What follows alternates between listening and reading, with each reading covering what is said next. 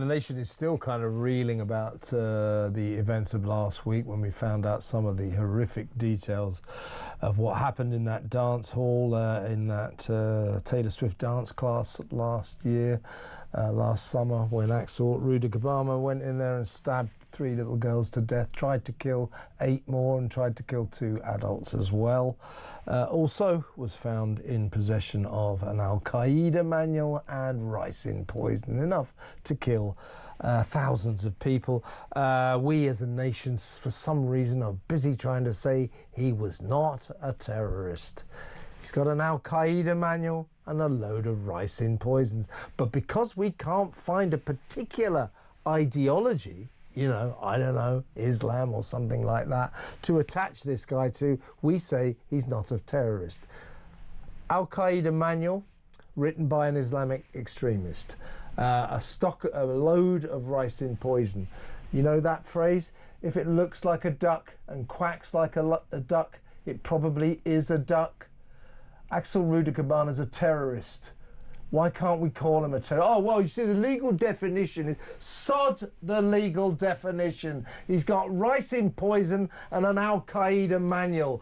Is it because he's a person of colour? If he was a Millwall fan, I bet we'd have him dismissed as a terrible terrorist within about 3 seconds. This is more middle-class hand-wringing. And Yvette Cooper is leading the charge, still saying, Russell, that online knife sales, he got the knife on Amazon, and also social media companies posting harmful, dangerous content.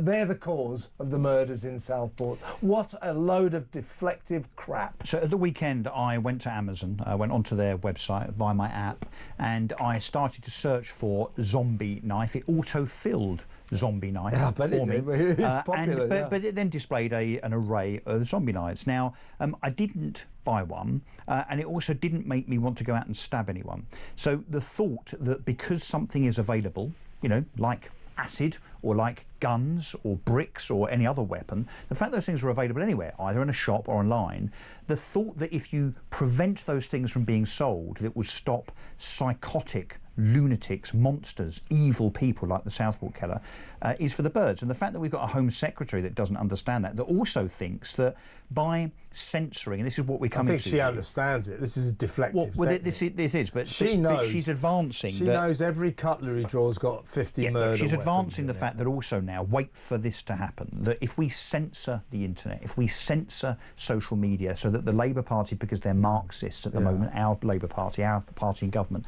that if they are allowed to achieve that, they'll do it off the back of an event like this. It's despicable, actually, to use the Southport murders as a means of getting your own political way as a government in order to censor the internet and social media. But it scares me that politicians, even if they don't believe it, they don't believe they it. pretend, they want us to think that they're not that stupid. They know it's rubbish. But they want us to think that it's true. Yeah, but they know it's rubbish. It's deflective tactics. Yeah, it's a distraction. When only a few yards from here, a maniac stabbed to death a couple of poor innocent victims on London Bridge a few years ago. This guy had been in the Prevent programme.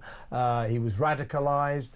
He was, an Islamic extremist. They said, though, Prevent had cured him of all that. Not so much, it didn't seem. What did the then Prime Minister Theresa May said? We've got to have a crackdown on social media companies. Yeah, it's the same thing. They won't do anything. This is just, they don't know what to do, so they point the finger at the perennial villain social media companies. Yes. They're conning you, people. But what's also happening here, of course, is the authorities, whether it's social services, councils, government, or whatever, police, they don't want to point the finger at someone of an ethnic minority. That's a big part of what's happening here, yeah. But also, this reminds me of many years ago when this all started. It was, the fallacy, the fantasy that adding more ping pong tables to the community halls of South London or basketball hoops to East London parks would somehow reduce stabbings and knife crime. It is nonsense. It's ridiculous. And we all know it is. What would reduce knife crime? What would reduce that? The threat of terrorism would be confronting confronting the threat of terrorism rather than pretending it doesn't exist. Now, years ago when the Labour MP Joe Cox was horrifically killed by that far-right extremist, it didn't take the then politicians, the government, the Labour politicians, including Keir Starmer, took them seconds to say this man is a terrorist. He was white and far-right. When a guy watched that drama, Three Girls, about the Rochdale grooming gangs, a drama on the BBC, and got in his van, drove all the way up from Wales, up the M4 to Finsbury Park Mosque, and ploughed into the crowd there of worshippers, killing one at that mosque, Muslim worshippers obviously. Within seconds, he's derided or dismissed as a far-right extremist. He wasn't. It was some bloke who watched some telly drama and it annoyed him. So when the people are white and far right, the authorities, the Starmers of this world, the Yvette Coopers of this world, can't wait to dismiss them as terrorists.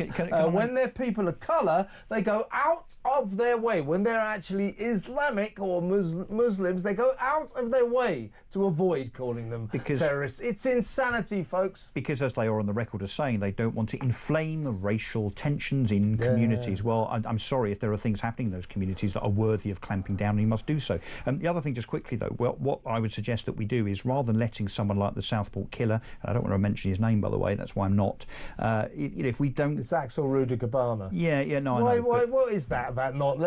Because... Shall we do reporters? Shall we do the story? Well, I don't know, I think... Look, no, I'm a journalist. I like to give people the details. I would rather it escaped my memory, frankly, albeit the incident never will, I'm sure. But no, my point was going to be that perhaps if we hadn't let him slip through the net of the authorities many, many times, it wouldn't have happened. But also, let's tell it how it is when it comes to the parents. Now, I think we've got to get to a position now where these 13, 14, 15, 16-year-old kids are killing other kids. Yeah. They are children, OK? Now, what is the responsibility of a parent? It is to be responsible for their child. So, no, what I'm going to suggest is that we now need to start thinking about culpability where parents are concerned and criminalising them. No, seriously, because you can't have it both ways. You can't say... I'm not against what you're saying. I think, the parents... The parents are off the hook. But you cannot legislate against the fact that people often are useless parents. No, but you can. It's that old story. It's that old story, is it not, that you need a licence to go fishing? No, I think you but can. You don't need a licence to have kids. Don't tell me that the Southport killer's parents didn't know that he had ricin under his bed and a crossbow and a zombie knife. If they knew, they have empowered him. Useless They have parents. Enabled him. Yeah, but that's criminally culpable. Yeah, OK, well, that won't sort anything out. There will still be useless Won't it? parents. It might help a bit. No, it won't.